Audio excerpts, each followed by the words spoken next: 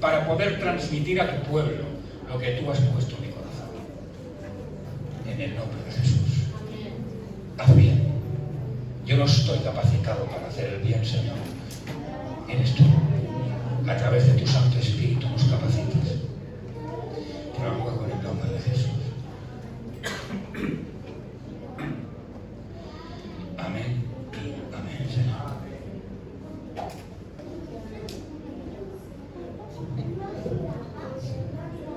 ¿Habéis entendido estos dos versículos?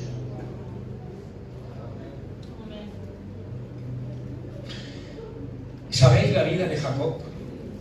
Más o menos. ¿Os recordáis? ¿La conocéis? Más o menos. Mira, Jacob estaba en este tiempo, estaba de alguna forma recibiendo, estaba segando lo que él había cosechado. ¿Y qué había cosechado, pastor? Había cosechado algo francamente muy feo.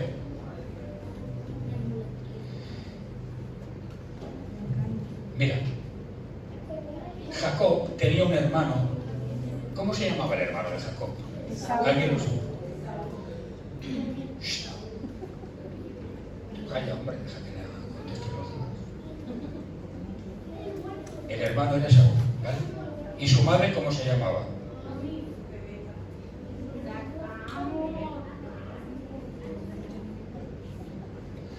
Escuchad. A ver, ¿quién era el hermano mayor? ¿Él o su hermano? Su hermano era mayor, pero sin embargo eran gemelos. Amén. Y en aquella época había una costumbre que el hermano mayor heredaba algo que se llamaba la primogenitura. Amén. ¿Y qué era la primogenitura? Y escucha, abre bien tus oídos, por favor. La primogenitura era realmente un regalo. ¿Y en qué se basaba? En dos cosas: en algo espiritual y en algo humano. En lo humano, la primogenitura era que el hermano mayor recibía el doble que sus otros hermanos. ¿Entendéis? O sea que si, por ejemplo, unos padres tenían 1.000.000 de lempiras, se repartían, pero el doble lo recibía el hermano mayor, por ley judía. ¿Entendéis? Eso por un lado. Pero en el lado espiritual también había una doble porción para él. ¿Por qué? Porque el hermano mayor le daban la capacidad de ser sacerdote en su casa. O sea, era como el que presidía su casa. Y él tenía la capacidad y la obligación para llevar a otros a la presencia de Dios. Era como un don de un real sacerdocio. ¿Entendéis? Pues bien, un día, el hermano mayor, que era Esaú, se fue a cazar. Y cuando vino exhausto, extremadamente cansado, y se encontró a su hermano pequeño, a Jacob, comiendo. Y fue tan incauto, Esaú, tan incauto, que le dijo a su hermano menor: oye, mira, yo sé que a ti te interesa la primogenitura. Tú quieres estar en mi lugar. Y a mí me da exactamente igual la primogenitura. Así que vamos a hacer una cosa. Yo te cambio la primogenitura por lo que tú estás comiendo. ¿Y sabéis qué comía? Un plato de lentejas. Y Jacob dijo: ¿cómo? Uy, ahora mismo. Toma, Esaú, el plato de lentejas y yo me voy a quedar tu primogenitura. Resumiendo, Esaú sació su vientre. No tenía ganas ni de cocinar. Sació su vientre momentáneamente y vendió su primogenitura, sus derechos sacerdotales y sus derechos humanos por un plato de lentejas. Cuidado, iglesia. Hermano y hermana que me estás viendo, cuidadito con la salvación. Porque ¿sabes cuándo vendió Esaú esa primogenitura? Cuando estaba cansado. Estaba cansado. Y cuando uno está cansado espiritualmente, ¿qué te sucede? ¿Estás bien? No. Pasan por tu mente ideas y pensamientos y quizás sentimientos por tu corazón que si los pones en práctica seguramente vas a equivocarte. ¿Verdad? Es lo que le sucedió a Esaú. Para saciar momentáneamente su hambre, vendió unos derechos que eran de por vida. Y cuando tú y yo estamos cansados, cuando estamos realmente trabajados espiritualmente, es cuando viene la desgana. Iglesia, y me hables de la iglesia. ¿Para qué? ¿Para ir a escuchar la palabra del pastor y para escuchar las alabanzas que las he escuchado 1000 veces? No, hombre. Y en casa ni te digo ya. En casa ni te digo, ya vaya. Bueno, ni la palabra, ni oración, nada de nada de nada. Y eso se plasma en todo. En el trabajo, en mi vida, en la relación con los hijos, con todo. ¿Entiendes? Cuidado. Cuidado porque es muy fácil cuando uno está trabajado caer en tentaciones y tomar caminos que están equivocados. Para saciar de forma momentánea quizás una necesidad que luego no te va a llevar a ninguna parte. Amén. ¿Entiendes lo que era la primogenitura? Pues bien, la madre de Esaú, la madre de Jacob, ayudó a Jacob a engañar al padre. Eso ya lo sabéis. Se vistió con unas vestimentas de piel, de animal, y porque uno era muy, para que me entendáis, muy peludo, ¿no? Esaú era muy peludo y Jacob todo lo contrario. Entonces, para pasar por él, para suplantar su identidad, tuvo que vestirse con, en fin, unas prendas específicas. Pero la madre lo ayudó. Y la madre ayudó a que de alguna manera Jacob engañara a su padre, que entonces estaba ciego. Y se hizo pasar por Esaú. Y el padre le dio la bendición, pensando que era Esaú. Y le dio la primogenitura y los derechos espirituales y los derechos humanos. ¿Entendéis? Y ahora estaba pagando las consecuencias de ese fallo garrafal. Lo que es tuyo, es tuyo. Lo que no te pertenece a ti, no lo intentes buscar. Jacob significa suplantador. No se puede suplantar nada. Dios tiene para ti algo, tiene para ti una bendición. No busques la de los demás. No tengas celos, no tengas envidia. Es que no.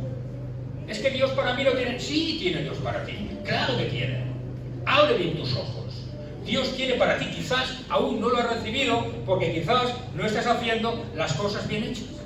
Pero segurísimo, te lo digo, totalmente, con total seguridad, Dios tiene para ti una bendición. No mires a los otros. No tengas celos, ni tengas envidias. Es que aquel lleva menos que yo y yo, mira. No. Examina. ¿Qué hago mal? ¿Qué estoy haciendo de forma errónea o equivocada? ¿Qué pasos estoy dando que no son los correctos? ¿Entiendes? Hay una bendición para cada uno. ¿Y dónde fue? ¿Dónde envió? ¿Dónde Rebeca les envió? Ella tenía un hermano que estaba en una tierra que se llamaba Harán. Y Harán está en la actual Siria. ¿Entendéis? Y allí estaba su hermano, un hombre que se llamaba Labán. ¿De acuerdo? Y entonces ella, como sabía que su hijo, Esaú, el mayor, estaba muy enfurecido por miedo a que le hiciera algo al pequeño, que era Jacob, debido a lo que pasó, le dijo: ahora te vas a casa del tío, te vas a las tierras de Harán, ahí en Siria, y a ver si encuentras una mujer y te casas. Y por lo menos desapareces del mapa. O sea, ella fue una de las instigadoras. Y fue la que realmente también ayudó a que Jacob marchara hacia Siria. ¿Entendéis, iglesia? Escúchame.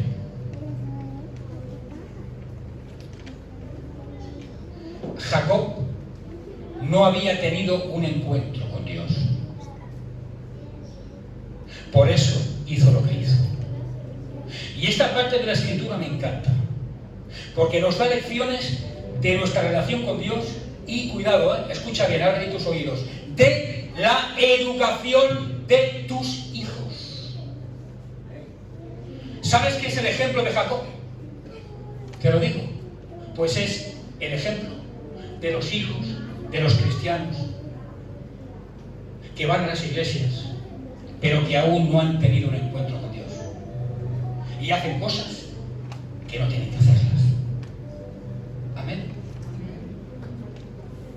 Pastor, eres muy duro, ¿no? Es lo que está estipulada la palabra. No hay que poner ni quitar. Y de eso quiero hablar. No sé por qué. No sé por qué. Pero Dios me llevaba a ese tipo de lecciones. ¿Entendéis? Jacob hizo eso porque aún no conocía a Dios.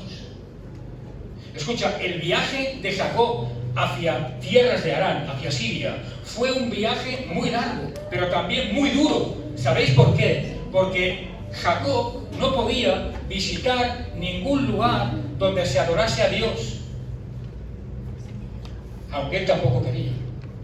Pero él no podía visitar ningún lugar donde se adorase a Dios, porque los lugares donde se adoraba a Dios eran en la casa de su padre Isaac y en la casa de su abuelo Abraham.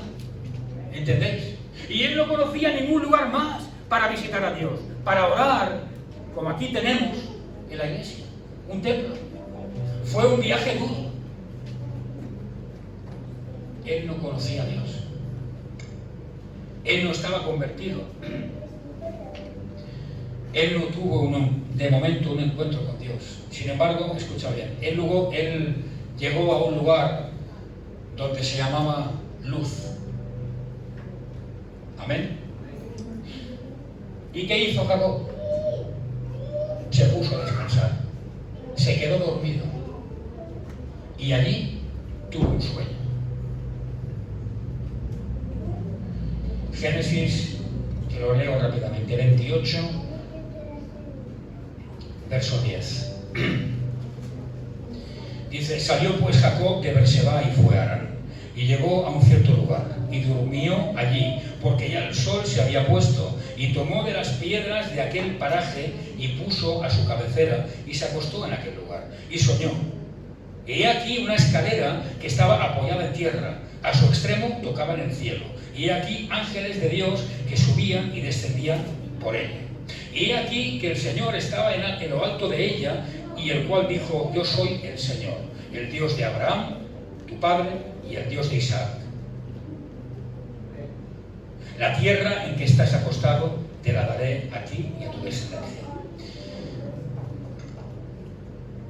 Tuvo un sueño.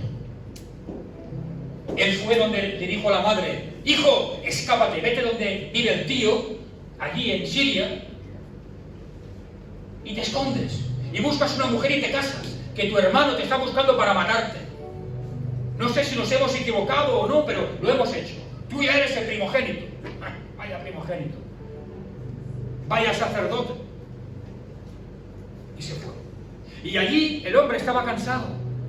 Y seguía siendo una persona, un hijo de cristianos como Abraham y como Isaac, de siervos del Señor, de gente que va a la iglesia, pero hijos que no conocían a Cristo. Hijos que iban a la iglesia y adoraban a Dios junto a su padre Isaac y quizás junto a su abuelo Abraham, pero que aún no habían tenido un encuentro con Dios. Y se acostó y dice que cogió una piedra y se la puso como cabecera, o sea, como almohada. ¿Entendéis? Y allí tuvo un sueño. Y el Señor se mostró a él. Y allí fue donde conoció verdaderamente a Dios. Allí por primera vez fue donde Dios tuvo un encuentro con él. ¿Entendéis? Amén. ¿Y qué hizo Isaac? Jacob. Quiero que estéis un poco, por favor, atentos de esto, porque es importante que lo entendamos. Jacob, una vez tuvo el encuentro con Dios, ¿qué hizo? Dice la palabra que, claro, despertó de su sueño, pero no solamente de su sueño físico, que era real, sino de su sueño espiritual. Allí reconoció que verdaderamente en aquel lugar donde él estaba, habitaba Dios. En otras palabras dijo, ostras, es que Dios es real. Despertó de su letargo espiritual. Ese encuentro con el Dios Altísimo le hizo cambiar radicalmente su forma de ser y de pensar. Ese hijo que era incrédulo, ese hijo que aunque iba a la iglesia no quería saber nada de Dios, porque realmente no había tenido un encuentro con Dios ni lo conocía, que hacía las cosas por hacer, había cambiado a través simplemente de un sueño, pero un sueño que era como una teofanía, que es un encuentro personal, directo de Dios con el hombre. ¿Entendéis? Y allí dice que cogió su almohada, dice la palabra, la eligió como una estela y la roció con aceite. Y aquel lugar que se llamaba Luz, dice la Biblia que Jacob lo cambió por el nombre de Betel. Betel significa casa de Dios.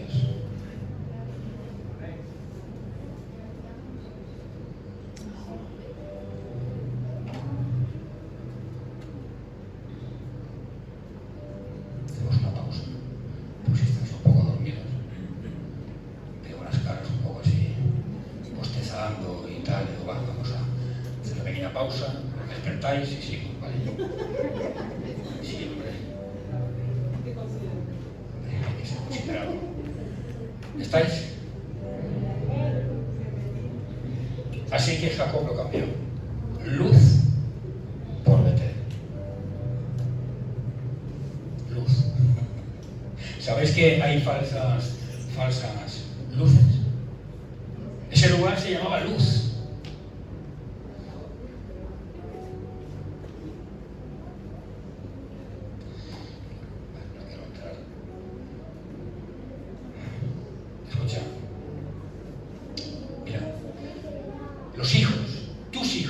Los hijos de los cristianos necesitan tener sus propias experiencias con Dios. Necesitan tener sus propios encuentros con Dios. Nosotros a veces solamente nos preocupamos de nosotros mismos, de los adultos. Pastor, ¿y cuándo va a haber un retiro espiritual? Pero pensando, yo quiero ir, estoy mal, no, necesito un renuevo, necesito un avivamiento. ¿Cuándo va a haber un retiro? ¿Cuándo vamos a hacer esto y lo otro? Pero ante muchas circunstancias, muchas veces, dejamos a un lado la experiencia espiritual de nuestros hijos, que es vital. ¿Entendéis? Necesitan sus propias experiencias. Porque tú, por más que le hables, por más que lo incites, por más que lo invites y que lo ayudes, si no tiene una experiencia personal con Dios, va a ser como Jacob. Irá, pero no estará. Vivirá en la presencia, pero con un corazón muerto. Pero cuando tenga un encuentro personal con Dios, a través de una palabra, a través de una alabanza, a través de un sueño, a través de una profecía, a través de lo que sea, que ese tiempo va a llegar. Aunque alguno piense, no, va a llegar. Cambia radicalmente la vida de la persona. ¿Entiendes, iglesia? En Génesis 35, no quiero que lo leáis, a partir del verso 1, Dios le dijo a Jacob que se pusiera en marcha. Y le dijo que se fuera, ya no estaba allí, que había salido, había hecho otras cosas en su vida, y le dijo que se fuera para Betel. Le dijo Dios, ahora coge a tu familia y te vas a Betel. Te vas allí. El lugar donde Dios te habló, el lugar donde Dios se manifestó a ti, ahora te vas allí. Escucha, cuando Jacob había tenido esa experiencia con Dios, era un hombre joven y soltero. Y ahora era un hombre casado y con hijos mayores. Y Dios le dice, ahora es el momento. Es el momento ahora. Pero Señor, vamos a ver. ¿Cuánto tiempo llevo pidiéndote que me des esto? Yo siendo joven tuve un encuentro contigo. Y ahora, después de tantos años, me concedes lo que tú realmente, o sea, me concedes lo que yo realmente te estaba pidiendo, lo que yo realmente estaba deseando. ¿Entiendes, iglesia? Amén. Quiero que veas este contraste del tiempo. Él se convirtió siendo joven y sin hijos. Tenía unos planes, él tenía unos deseos, pero el Señor tenía para él otros planes diferentes. Y le da la orden de irse a vivir a Betel, que significa casa de Dios, cuando era el tiempo, según el plan de Dios. Entonces ya tenía hijos mayores, grandes, con lo cual la edad de Jacob, obviamente, era algo más grande también que el hombre. Amén. ¿Y qué hizo Jacob? Y ahora quiero que escuches bien, por favor. Le dijo Jacob a su familia, que era una familia bastante abundante, le dijo, desháganse de todos los dioses extraños que tengan con ustedes. Purifíquense y cámbiense de ropa. Y vamos a Betel. Ah, compañero. Ostras, ¿ves? El que no quería a Dios, el que iba con su padre al culto, pero no había conocido jamás la presencia ni la persona de Cristo, ahora, después de unos años, está aconsejando a su familia, ahora, desechad los dioses ajenos, cambiaos de ropa y os purificáis. En aquel entonces era el hecho de purificarse. Se hacía mediante dos cosas. Primero, uno se lavaba con agua y con jabón, y luego se cambiaba de ropa. Al hacer entre comillas, este rito, uno ya se sentía ya estaba purificado. ¿De acuerdo? Pero claro, aparte de la purificación, Jacob, sabiendo lo que había, le dijo a su familia, ahora, como yo sé que tenéis dioses ajenos, como yo los tenía, no vais a entrar a la presencia de Dios. O sea, a Betel. O sea, no lo digo, con esos dioses ajenos, ahora los vais a desechar. Y ellos, ¿qué hicieron?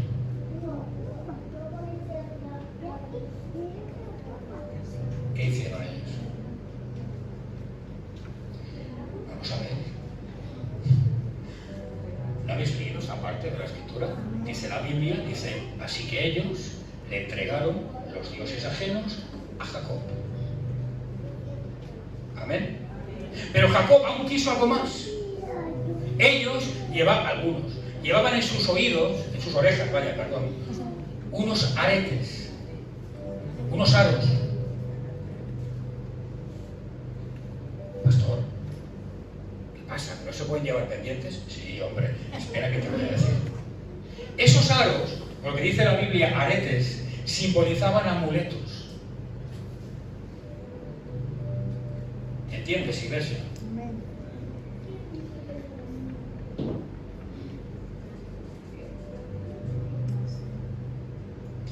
¿Sabes lo que significan amuletos? Escucha.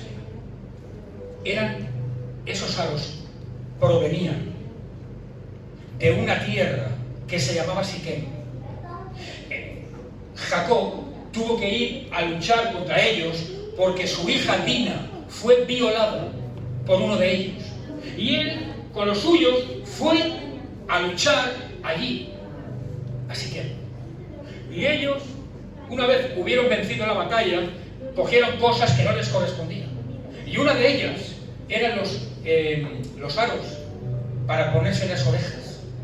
Pero ellos los tenían como un amuleto, como algo que les había dado suerte, como algo que les había dado la victoria, ¿entendéis? Y no tenían un significado claro de unos pendientes. No, eran amuletos, porque un amuleto precisamente es algo que en su esencia natural simboliza que te lleva suerte, que te trae suerte, simboliza cualquier tipo de cosas, ¿de acuerdo? Que eso, de alguna manera, los consideras como superior a Dios, porque nosotros no estamos bajo la influencia de ningún tipo de suerte. Amén. ¿Entendéis? La palabra dice claramente que nosotros estamos bajo un tipo solamente de influencia, que es la perfecta voluntad de Dios. Amén. Por tanto, el que juegue, el que tenga amuletos, el juegue, me refiero a juegos del azar, o tenga amuletos, de alguna manera está menospreciando lo que dice la Biblia, que es que nosotros estamos sujetos a la perfecta voluntad de Dios. Yo le estoy dando más importancia a algo que creo que me va a traer suerte, cuando la suerte no existe. Es que la Biblia es tajante, sobre todo en el Antiguo Testamento. Pues bien, Jacob, sabiendo todo eso, les dijo: sí, pero así no vais a entrar. Los aretes fuera, los dioses fuera, y ahora os purificáis. Amén, iglesia. Amén.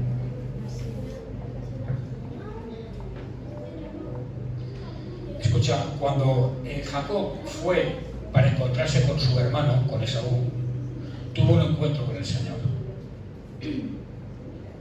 Y Dios le cambió su nombre. Dios le quitó el nombre de Jacob, que es suplantador, y le puso Israel. Es decir, lucha con Dios, significa. O sea que aquel hombre que había engañado a su propio padre, aquel hombre que había arremetido contra su hermano, o sea, un suplantador, Dios lo cambia. ¿Entendéis? Ya no era un suplantador. ¿Lo había hecho, pastor? Sí, claro que lo había hecho. ¿Había actuado mal? Claro que había actuado mal. ¿Pero por qué había actuado mal? ¿Por qué había hecho tanto daño? Porque era incrédulo. Porque no había tenido un encuentro con Dios. Porque no era cristiano. Porque no conocía a Dios. Pero en el momento en que tuvo aquel sueño, aquella teofanía, aquel encuentro directo con Dios, Dios lo renueva, le renueva su corazón, su mente, su alma, su espíritu, su fe. Amén. Y es un hombre radicalmente diferente. Él mismo cambia el nombre de la ciudad y dice: a partir de ahora, esto no se llamará Santa Coloma de Farnés, se va a llamar Betel, que es casa de Dios y puerta del cielo, donde yo conocí a Cristo, donde yo conocí a Dios. Es un lugar santo. ¿Entendéis? Amén. ¿Y qué importancia? Escúchame ahora, por favor. ¿Y qué importancia le damos nosotros a la iglesia y al culto? ¿Qué importancia? Quiero que lo pienses. No me contestes. Pero por favor, piénsalo. Porque yo te lo voy a decir. Yo te lo voy a decir. Hay gente que no tiene ningún tipo de consideración con la iglesia del Señor ni con el culto. Y no miro a nadie, ¿eh? Estoy mirando la pared de enfrente, que es muy blanca, que creo que la pintó Manolo ayer un poco. No miro a nadie, pero es la verdad. Y Jacob hizo todo lo contrario. Dijo: este lugar no se puede llamar más Luz, se va a llamar Betel, casa de Dios y puerta del cielo. Amén. Lo dice la Biblia, porque es un lugar diferente. ¿Entendéis? Es el lugar donde yo conocí a Dios. Es el lugar donde habita Dios, donde Dios transformó mi vida, mi presente Amén. y mi futuro. Amén. Yo era incrédulo. ¿Entiendes? ¿Qué importancia le damos a Dios? ¿Y qué importancia le damos a la iglesia?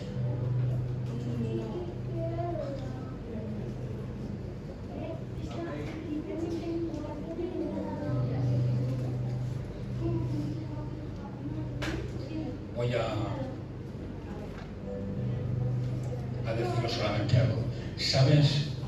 En Betel, durante un tiempo, allí fue guardada el arca del pacto del Señor. Era un lugar donde los antiguos patriarcas se consagraban y consagraban aquel lugar. Así que la enseñanza de Jacob para nosotros, ¿sabes cuál es? Te lo voy a decir. Consagración para tus hijos cuando vayan a Betel. Consagración. Enseña a tus hijos las cosas de Dios. Hay pastores que no quieren ni escucharme. Pues muy mal. Y ahora no quiero meterme, pero voy a decir, porque yo también he tenido hijos. Y a mí nunca se me han subido, como decimos aquí, a caballo. No, señores. El hijo menor tiene derechos y obligaciones. Pero una de sus obligaciones es someterse a la autoridad que son los padres. Punto y final, y no hay más. Repito, punto y final. No hay ningún tipo de discusión. Mientras tú seas menor, vas a hacer lo que yo te diga mientras estés. Son cosas de Dios y en orden. Pero eso de manipular la vida de un mayor, hay que pensarlo. Y más en las cosas del Señor. Porque luego Dios te va a demandar como padre, como madre. Porque el padre es sacerdote de su hogar. No sé si lo sabías, seguro que sí. Pero Jacob nos da un claro ejemplo de lo que debe ser la educación para nuestros hijos. No hay discusión ninguna. Es que no quiero ir a la iglesia, pues vas a venir a la iglesia. Y si tú no puedes conseguir que tu hijo no venga a la iglesia, es que hay un grave problema allí. Hay un grave conflicto.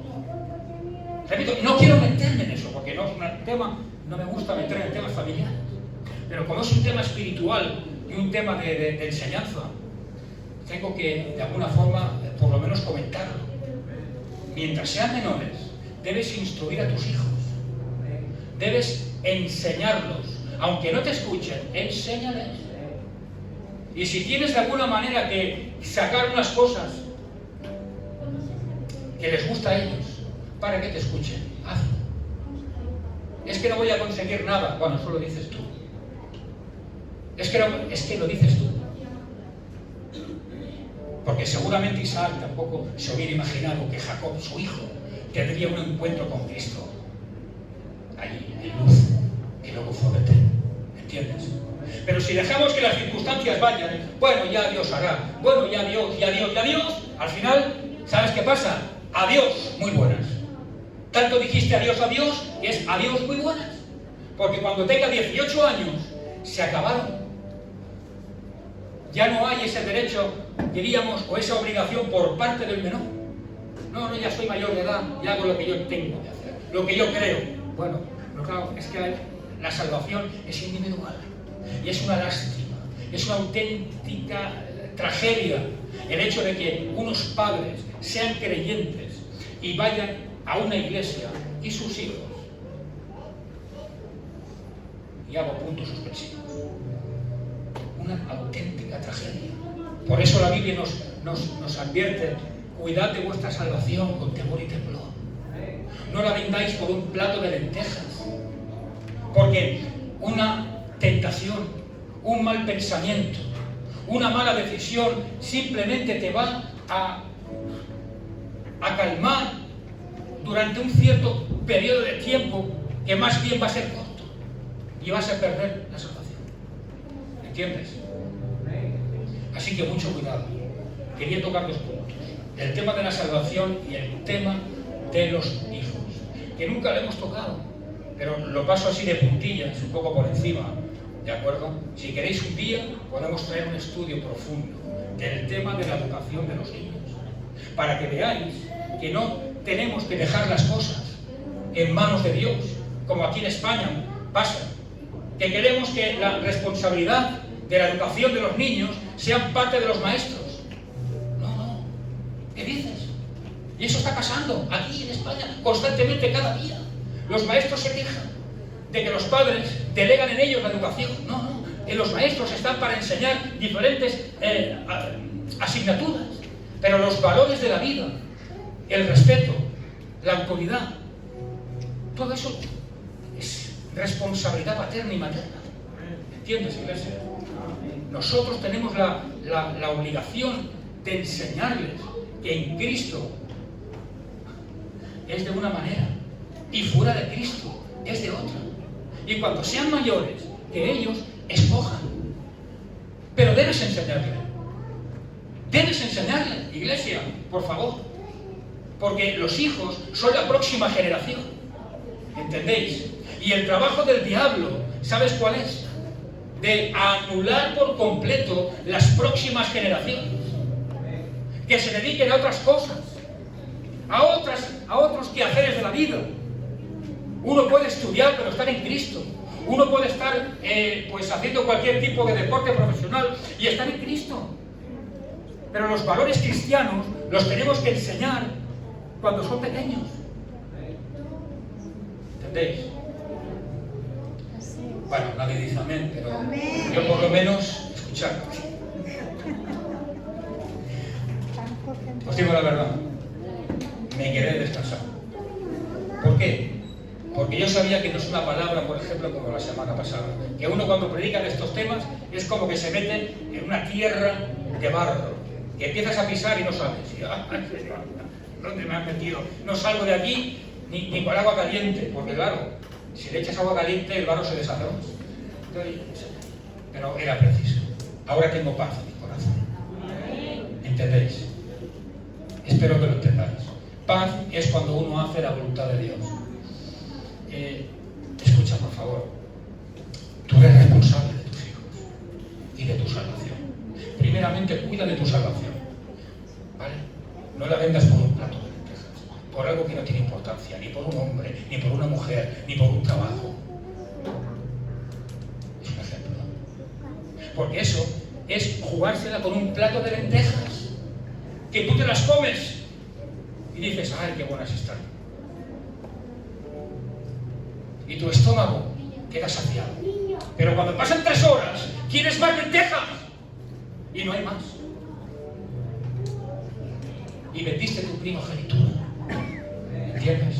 Cuidado con eso. Y por favor, segundo, cuida de tus hijos. Son la próxima generación. Cuida de ellos, háblales. Sois responsables espirituales ante Dios de vuestros hijos. Aunque no quieran. Tu obligación es hablar. Amén.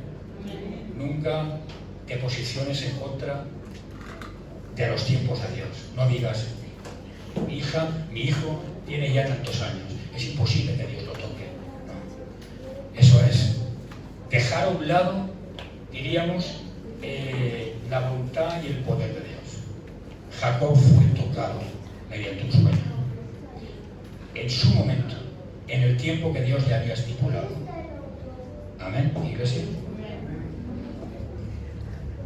Señor y Padre, quiero darte gracias por este tiempo.